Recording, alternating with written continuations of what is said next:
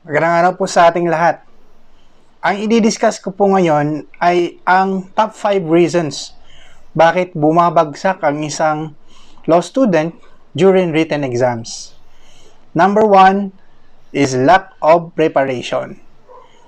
Kailangan po nating malaman na ang law school ay iba sa lahat ng mga courses na pinagdadaanan natin. Napaka-demanding po sa law school at marami po kayong aaralin during exams. This includes the codal provisions, the assigned case jurisprudence at mga suggested law textbooks. Dapat po ay marunong kayong mag-harmonize at mag-reconcile sa mga natutunan ninyo sa mga law materials na ito to effectively answer the exam questions. Tandaan po natin na ang key to answering written exams is on accurately spotting the issues and giving of appropriate legal provisions. Number 2, not following instructions during exams. Kung gaano po kahalaga ang mga law materials natin, ay ganoon din po kahalaga ang mga instructions or directions during written exams. So before proceeding sa pagsagot ng mga katanungan, dapat po ay nabasa na po natin ang mga instructions.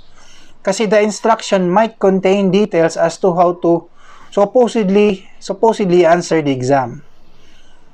Depende po kasi yan sa mga law professors ninyo. May ibang mga professors po na apart from the usual instructions, meron pa silang ibang nilalagay na instructions kaya mahalagang basahin ng mabuti. Number 3, inadequate reading or surface reading of the questions. Kapag nasa law school po tayo, ay hindi po maiwasang nakiki-carried away tayo ng kaba natin. Itong kaba na ito ay may sometimes cloud our thoughts in answering the written questions. So before answering the questions, just make sure to condition yourself that you are about to answer a problem that will highly contribute on your passing or failing law school. Carefully read the facts of the problem and turn your attention to what is asked or mga issues na na-raised. Number 4, beating around the bush when answering. When you answer written exams, be direct to the point and follow the 4-paragraph rule.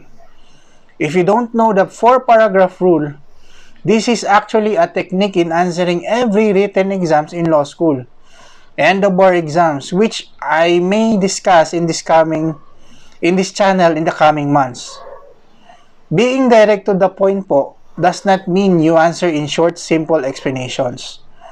It means that your answer should directly address the question with appropriate legal principles or provisions of the law. And it does not matter kung mataas po ito, for as long as nakafocus lang ang answer mo kung ano ang needed na ng question. Lastly, at dito maraming makaka-relate. Number 5 is personal problems. Whether problema sa relasyon man yan or sa family, if you are in law school, kailangan matutunan po ninyong isuppress ang mga emotions na ito.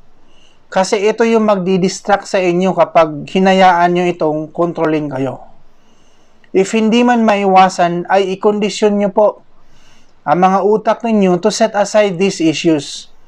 It's all a matter of mental conditioning. Pag nagawa nyo na po yan, kahit ano pa man ang pressures coming from the outside, are siguradong hindi po kayo kayang i-overcome nito.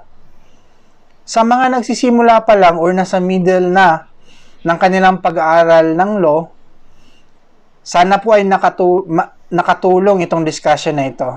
Salamat po.